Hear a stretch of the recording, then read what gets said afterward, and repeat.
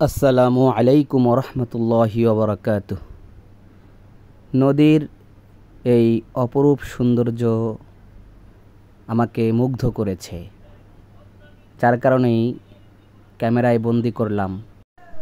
গ্রামের এই ছোট্ট নদী আমাদেরকে সেই ছোট্টবেলার কথা স্মরণ করিয়ে দেয় যে আমরা একটা কবিতা পড়েছিলাম, আমাদের ছোট নদী চলে বাঁকে বাঁকে, বৈশাখ মাসে তার হাঁটু জল থাকে, পার হয়ে যায় গরু, পার হয় গাড়ি, ধুইদার উঁচু তার ডালু তার পাড়ি।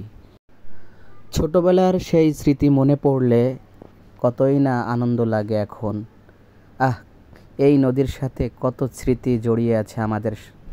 আমরা কত এই নদীতে গোসল করেছি, সাঁতার কেটেছি, নদীর মাটি গায়ে মেখেছি, আরও কত আনন্দই না করেছি।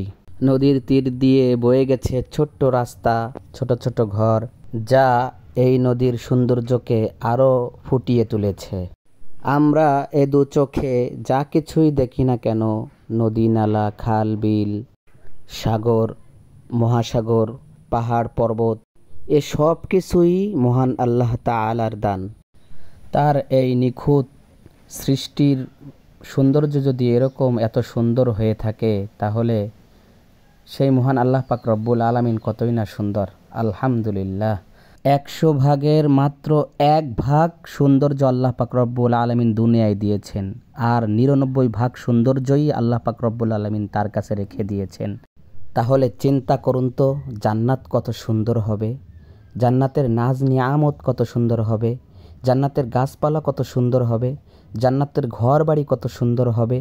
আর যেই আল্লাহ পাক রব্বুল আলামিন এই সমস্ত কিছু সৃষ্টি করেছেন, জান্নাত জাহান্নাম দুনিয়া আসমান জমিন সব কিছুই সৃষ্টি করেছেন, সেই আল্লাহ তাআলা কত সুন্দর। আলহামদুলিল্লাহ আলহামদুলিল্লাহ। সামান্য এই দুনিয়ার চাকচিক্য, এই দুনিয়ার সৌন্দর্য দেখে আমরা দুনিয়ার মোহে পড়ে যাই, দুনিয়ার কথা স্মরণ করে আল্লাহকে ভুলে যাই।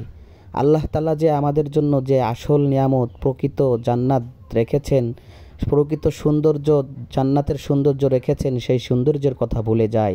আমরা এই দুনিয়ার সৌন্দর্য দেখে আমরা যদি আল্লাহ তাআলাকে বেশি বেশি স্মরণ করি, আল্লাহ তাআলার জিকিরে লিপ্ত থাকি, জান্নাতের আসল নিয়ামত প্রকৃত নিয়ামতের কথা স্মরণ করি, তাহলে অবশ্যই অবশ্যই আমাদের পথ সঠিক হবে এবং ইহদিনাস সিরাতাল মুস্তাকিম, আল্লাহ তাআলা আমাদেরকে সরল পথের পথিক বানাবেন, সরল পথ প্রদর্শন করবেন।